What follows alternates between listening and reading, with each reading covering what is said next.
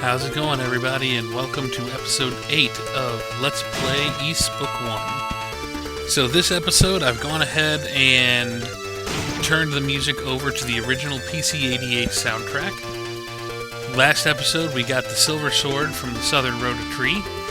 This episode, we are going to visit the northern Roda Tree, as well as complete some other running around before going into the abandoned mine and finishing it. First, let's go ahead really quick, though, and stop by Zepic Village, because I want to give people the opportunity to hear the music here on the PC-8 soundtrack, because the PC-88 version of this song is particularly haunting sounding to me.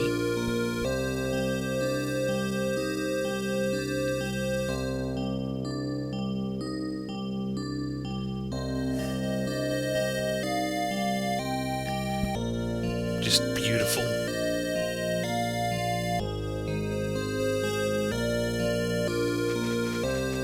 Okay.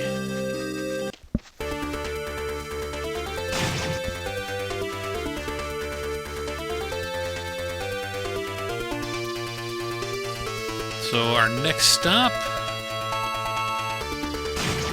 is this direction.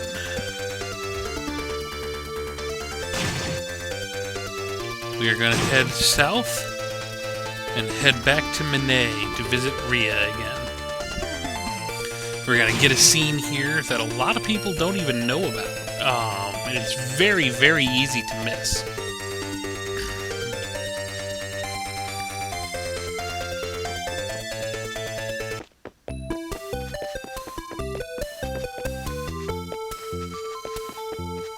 So she's still up on the walls. So we'll climb the tower.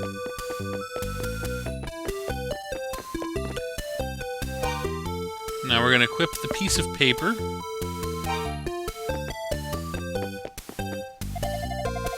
Bagyu Baded. Anytime I see that horrible scar upon the world, it breaks my heart. Adal, thank you so very much for finding my harmonica. Now we use the piece of paper. That poem, it's something I wrote a long time ago. Adal gave the piece of paper to Reah. Thank you very much. And now, the scene.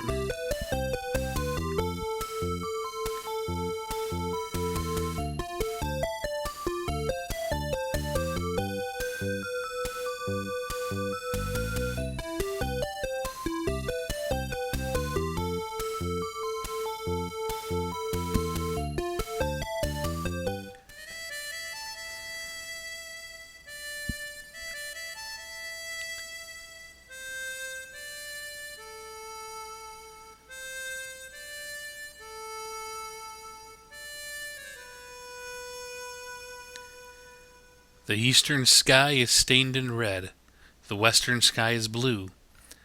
Between the lands of light and shade, my dreams are born anew. I hear the melodies of birds, and taste the fresh spring air. I see the silent Roda Tree, and feel I've once been there.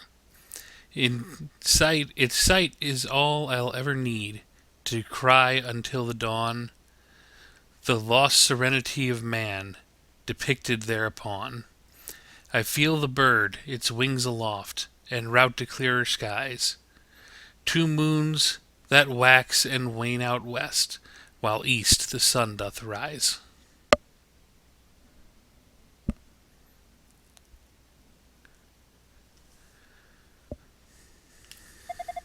Fina, the wheel of fate has begun to turn once more.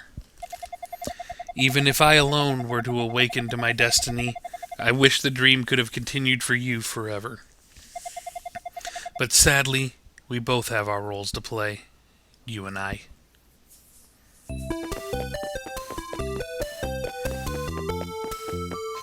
Kind of a melancholy scene with a little bit of foreshadowing there.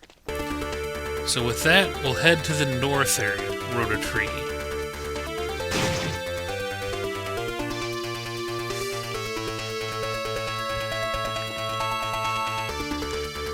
This one is to the west of the Rastin Mine. Wrong turn.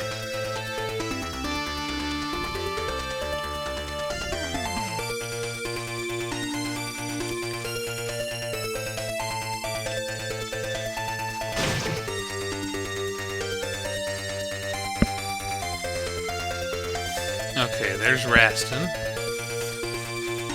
So we head a little bit this way. And we should see the butterflies. There we go.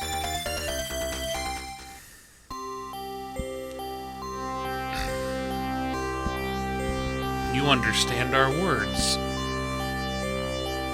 My name is Roda. I am one of the twin trees born of the goddesses in the time of Ys. My leaves have felt the joyous timber. That melody can awaken even the forest itself. It brings back so many memories.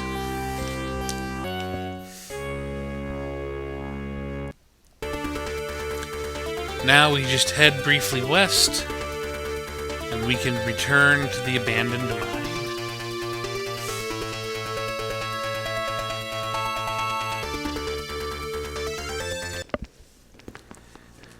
Make our way down quickly.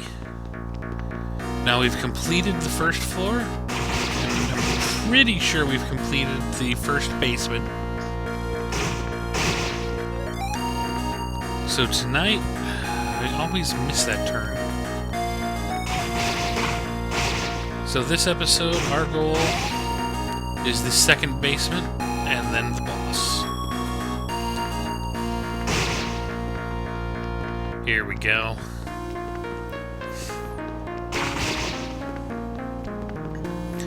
Now these little bridge areas count as a outdoor area, so we can recover health here. Now typically before I go down to the first basement, the second basement, I like to be level 10, which is the final level in the game that you can reach. So I will level grind on this level just a little bit here. At least get us close before I go down there.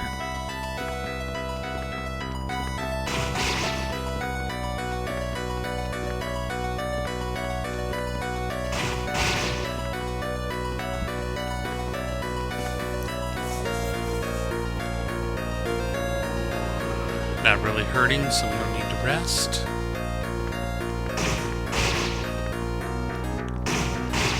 Now we're just fighting to fight and gain experience. Monsters down here drop 400 to 500 experience on this floor. So leveling up actually goes pretty quickly as long as you can find enough enemies to kill. Sorry about that. I started yawning and I couldn't stop myself.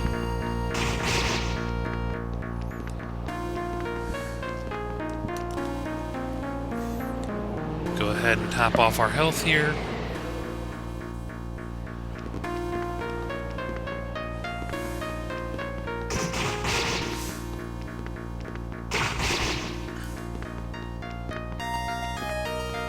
Just keep fighting for a little longer here. Actually, you know what? I don't want to bore you by watching me level grind. We'll be within a couple thousand by the time we get to the next floor, and that will gain rather quickly. I just have to be careful when I first get down there. Down to basement 2. So we got these fire burn enemies early on.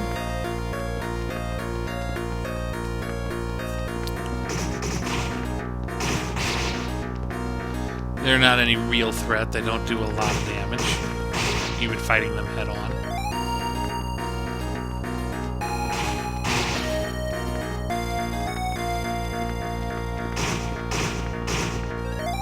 Now those guys can hurt. Let's keep on exploring. We need to go where that soldier is up there. But I want to make level 10 before we fight him. Because we only need about 3,000. We'll explore this side path here.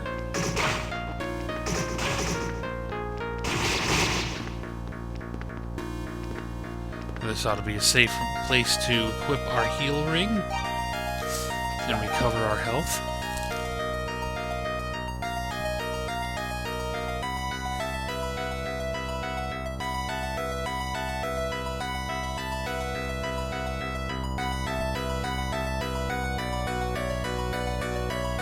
Almost there, and topped off. Let's go ahead and put our shield ring back on. I do know people that prefer to use the power ring, but I've always preferred the reduction in... heck with it, let's go. I've always preferred the reduction in damage taken to the increase in damage dealt. As you can see, those guys can wear you down quick, and there is the ever-important Dharm Key.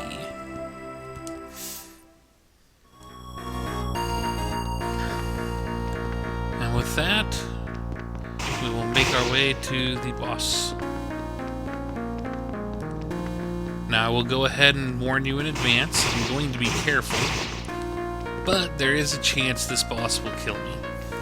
The boss here is kind of cheap, and avoiding damage against him can be extremely difficult. On top of that, he can whittle you down ridiculously quickly.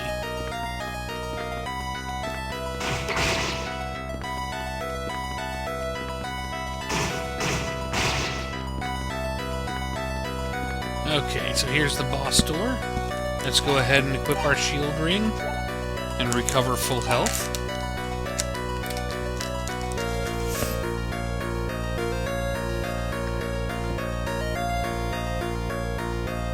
And once our health is back to full, which maxes out at 255 now,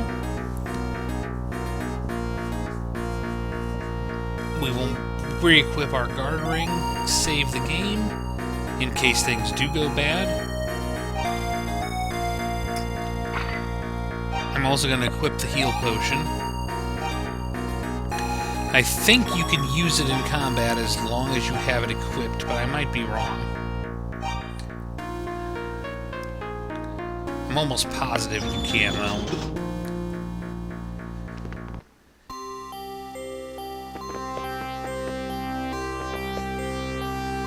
The door is sealed tightly. Oh, there's the chest.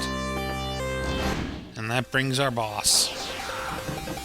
Now, this boss basically is a vampire bat. You can see he can split into small bats, and then he forms into his full body. The small bats are invincible.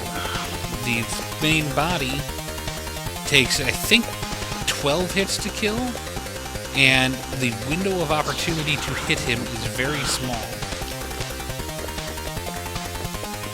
Now, the trick is to kind of try to weave him across the field. So, like, you'll see I duck below him, kite him along the top, duck below, kite him along the top, duck below. Each individual hit may not do a lot of damage. Now, this is the dangerous point, is when he first comes out and he's spread out. You can see I got hit twice there, and it almost evened us up. He definitely has to hit you more times than you have to hit him. But it's very easy for him to catch you in the middle of that swarm of bats and hit you 6-7 times in the span of a second and a half. Like right there, I wasn't careful enough and I took 2 quick hits.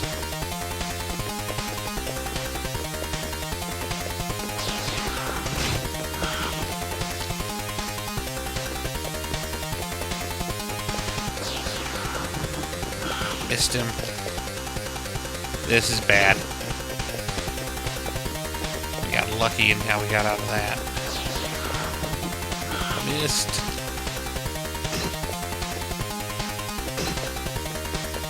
Crap, go back together. Okay, this is getting bad. I'm gonna try using my potion. Ah! It won't let me use it. I was wrong. Crap, and I got too careless.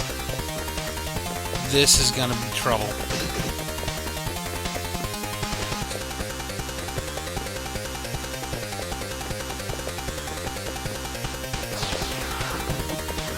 missed him.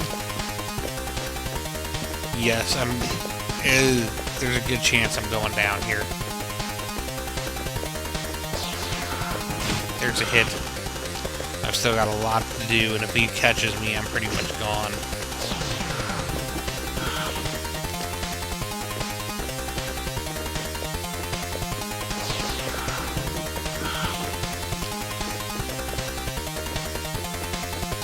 Dodge. Ooh, that was close. Got a hit in. We're done. Nothing I could do there. Let's go ahead and reload. So, we can't equip the heal potion. I will admit, the potion, thinking I could use it, kind of did cause me to be a little careless. So I'll be a lot more careful this time. Hard focus. And let's kill this guy. And of course, you missed the first attack. Tried to get jealous and greedy there and tried to hit him twice, which is virtually impossible. Took a hit because of it.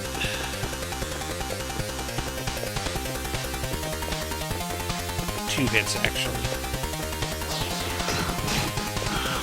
Traded a hit for a hit there because I went in too fast.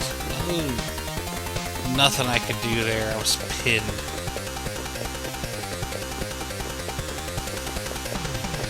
You see why I hate this boss. It's just so easy for him to even unintentionally end up having you maneuvered into a position where there's just no escape.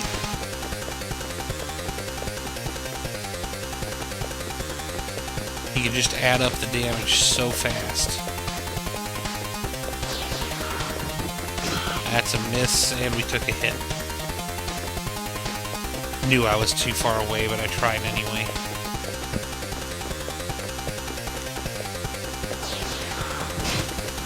There we go. Back. Just barely made that one in time. One more hit should have him halfway dead. There we go. Well, more than halfway, actually. That could have been bad. I almost got caught in the doorway there, and he would have pretty much destroyed me in an instant. Those little alcoves are definitely places to stay out of.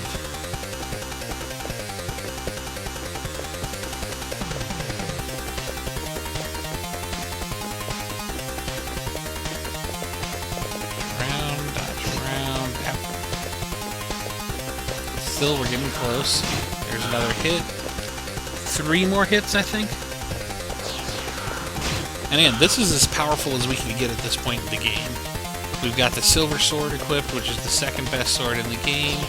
We've got the full silver armor and shield for defense. We've got the shield ring. And we are max level. So, at this point in the game, there is no stronger than this. There we go. It was a little sloppy in the early going, but we made it through. And with that, our chest reappears, and we obtain the 3rd Book of Ys. Now let's see what's through this other door. It's a shrine of some kind. It seems as if some kind of statue had been placed here before. A dull beat on the door, but it sounded like solid rock on the other side. Well, let's take this 3rd book to Jiba. Or to Jeba. Make our way out of the mine.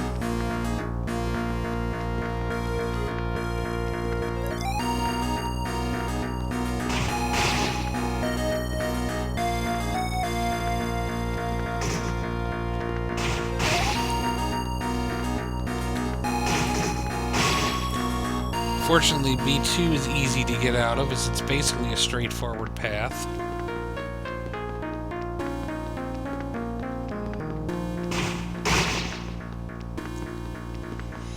Now, one achievement I'm not going to try to get here is there is an achievement to collect the full stats for every monster in the game. Now, in order to do that, I think you have to kill every monster type something like 50 times. I just don't think it's worth the time, especially doing a Let's Play. You know, I might go back and do it just for personal giggles one day, but for terms of this Let's Play, I don't want to sit you there and make you watch me kill, you know, every enemy in this game a minimum of 50 times.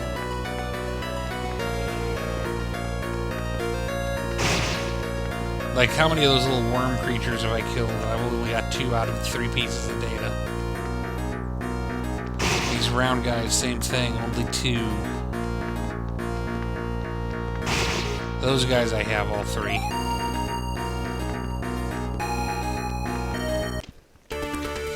So we'll head to Zepik Village and see Fina and Jiba.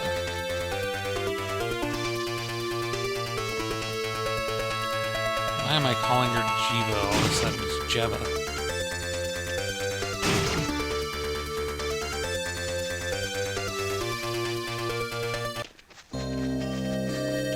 And I think I finally have the houses down. If I remember correctly, their house is this one here.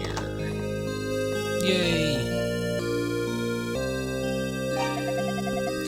One of the villagers reported something most unusual. She said she could hear a mysterious voice mixed in with the winds upon the plain. It was like a whisper. Perhaps the voice belongs to one of the Roda, the great twin trees of Asteria. At one time, humans conversed readily with the Roda trees, merely by eating their seeds. Perhaps if you should find and ingest a Roda tree seed yourself, you may have a similar experience. Already done that. Jeba has been teaching me many things since my arrival here in Zepik. Mixing herbs, fortune-telling, the culture and history of Asteria, too. Every day makes me feel comfortable. All my fears and reservations for my long imprisonment have vanished into thin air. Well, almost all. The truth still petrifies me. Whenever I get particularly scared, though, I just think about when you took my hand and led me to safety. You taught me courage, Adal. Thanks to you, I've been able to look ahead without ever feeling I must also look back.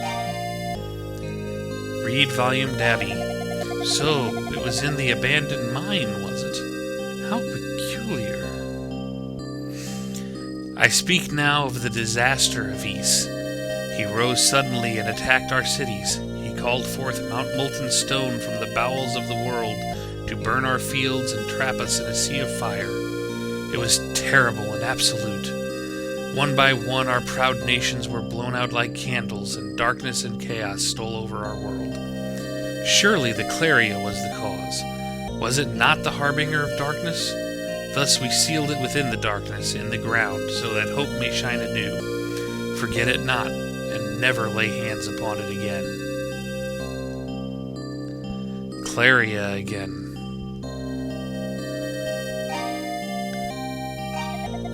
There are 6 books of Ys. The remaining 3 are all hidden within Darm Tower. The Devil's Tower, they call it. It dates back as far as the shrine. If you go there, I recommend you speak with my son, Goban. He should be able to show you the way in. You are an accomplished swordsman. Indeed, you are the hero that Sarah foresaw, the legendary brave soul. I commend you for coming so far. I'm certain that you will be all right, even in the Devil's Tower. I don't really know if any of this means anything to you. I won't ask you not to go, but just promise me one thing. Come back safely, so that I may see you again.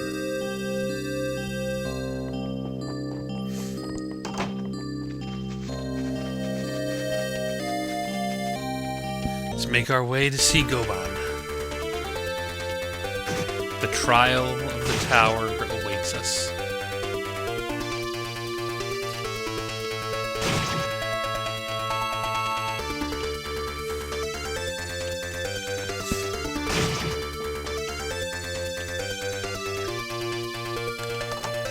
Let's go ahead and save really quickly here.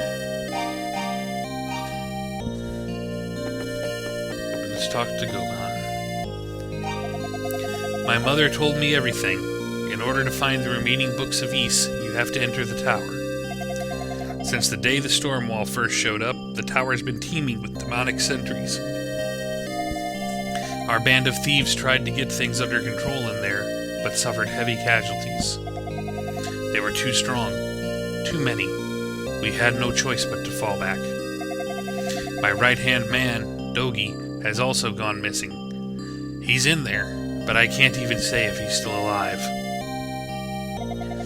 Darm Tower is an unbelievably dangerous place, if you haven't gotten that already. It's most definitely not for the faint of heart.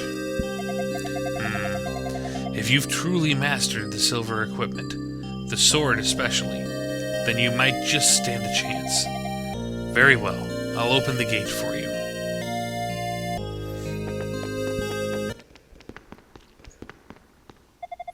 This door is one way only.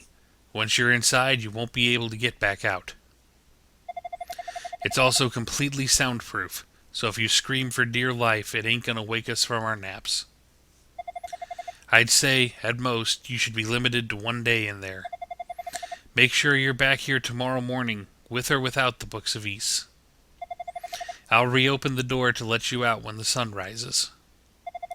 Alright, get going, and try not to get yourself killed in there. And thus the trial of the tower begins, and this is as good a place of any to wrap things up for the night. I hope you enjoyed this episode with the retro music. Please like, subscribe, favorite, throw any feedback you might have into the comments below, as I always look forward to hearing from you. Next episode, we will truly begin to delve into the trial of the tower. Thanks for watching, and we'll talk to you again after a while.